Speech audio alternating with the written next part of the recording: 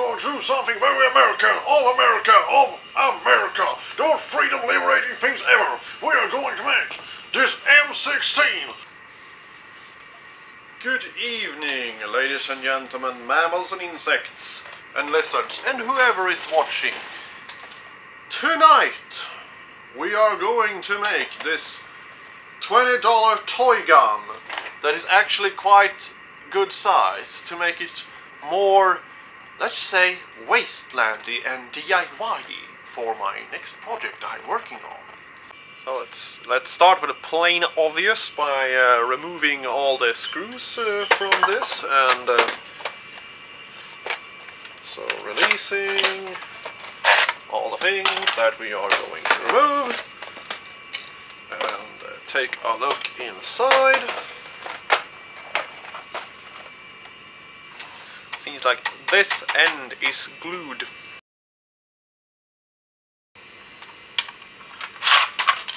So, now, depending on what you want to keep, I want to remove this, and I want to remove this, because these parts are too modern for the 1968 look of the gun, the version of it, and also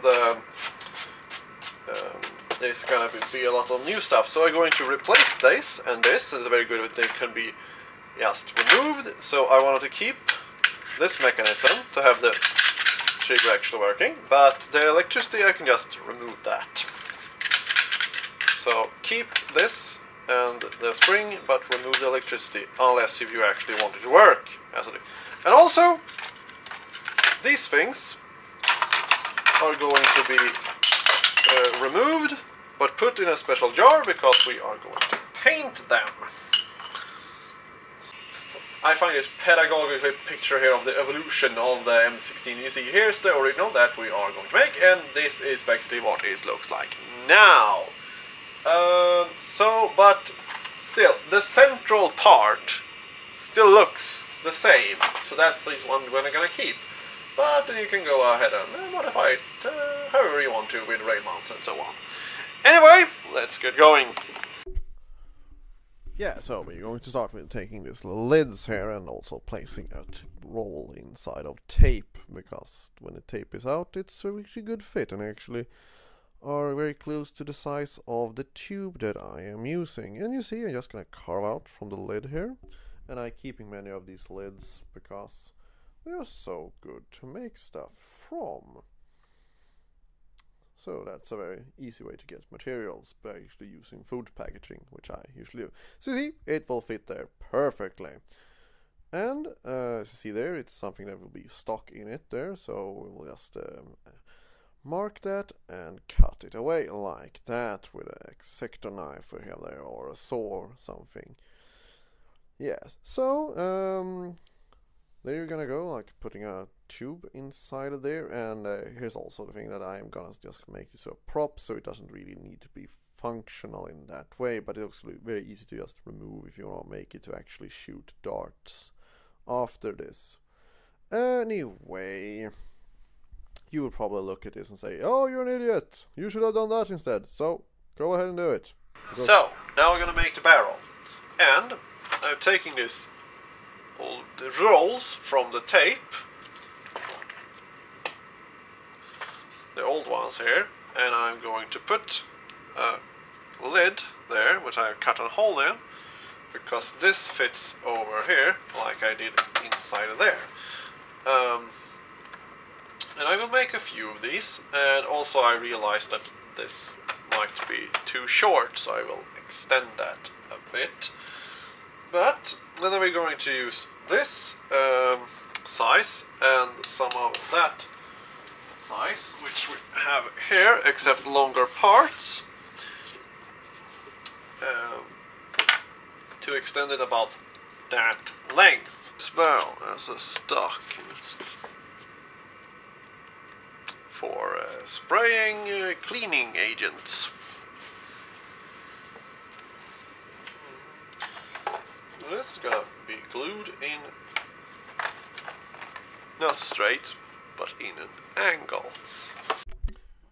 Yeah, so back to that, we're taking this ledge cover thing here and going to cut that up to make a cover for the rail mounts, because the rail mounts was invented after 1968, so they don't really exist. So, well, you have to cover that up.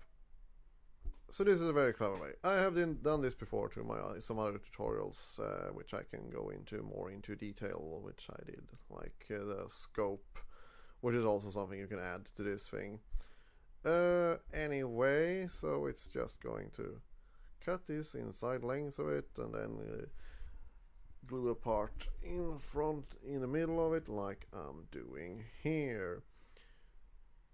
Like that. And also when you remove it from it, be sure to like push it against each other so it will be a little bit spring loaded, so it will hold up better. And I will now take this plastic part here, which I recently find out that these are things that are under your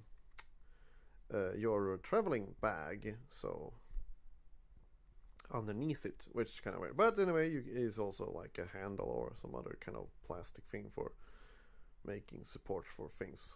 You see, there it is. And that is an actual scope that I have because I live on a countryside, so yes. So now we have this put together in a bit, and it's black painted, and for now we're going to make the magazine, and we are going to make some leather work on it to make it look a little bit more interesting. Yeah, so now comes the very interesting part here. I got this leather. It's a very, very terrible quality leather. You can also use fake leather and so on. So I just chose to, well, use it. It should be a little bit too expensive to use, but you don't have to. You can use whatever. Use this as a guideline anyway.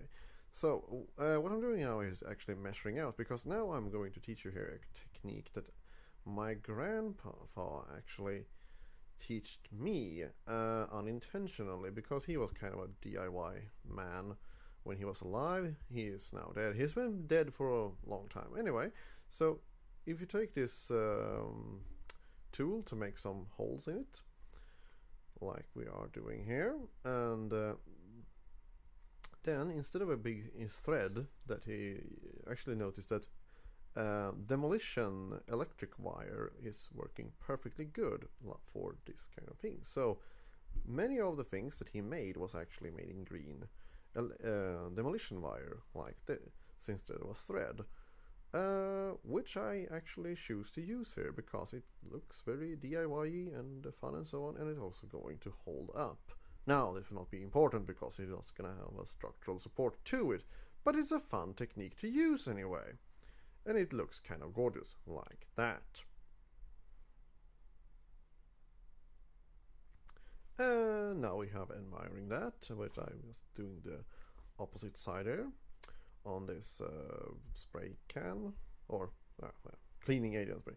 Anyway, now we're just going to glue and wrap around some fabric. Because what else in the post-apocalypse are not having fabrics wrapped around it? I don't know, because the apocalypse are probably not going to happen. I think it's kind of unlikely that scenarios like that was going to happen. But anyway, they are really good for fiction. So who am I to judge? Anyway, so I'm just going to cut the magazine to a shorter size, because when the M16s were in service in like the Vietnam War, they were actually having a short magazine. And this particular model of it, just you have to cut it up or just take the screws up and remove the rings in it. And just gonna glue a little part of that also. And now when we have sprayed everything black, we are going to dry brush everything with metal paint, or just slap it on a bit. It's, well, not really a technique to this one. You dip your pencil and you just take something it off, and then you just rub it in so it's enough of it. And if you have too much, you just wipe it off like this. And it will look absolutely gorgeous in camera. And now it comes to my little special cocktail here that I'm usually using for this kind of project, which is actually coffee and fake blood mixed together. And it makes most stuff looks really good. We're gonna have brownish, greenish, grayish, oldish, stuffish. That's very good for it. And also you see if I painted the leather there, it wasn't really necessary, and when it dried up it still looks a little bit darker, but whatever. You can do that, and also if you wait with this stuff, it will actually be thicker, and you can do lots of interesting things with this mix I have, which is just basically coffee. Well, so there we go. It's the almost finished product, except I forgot to paint the magazine black, but you have to imagine it will look like the same as this. So, we have now made this look like this. This look like this. Fantastic, isn't it?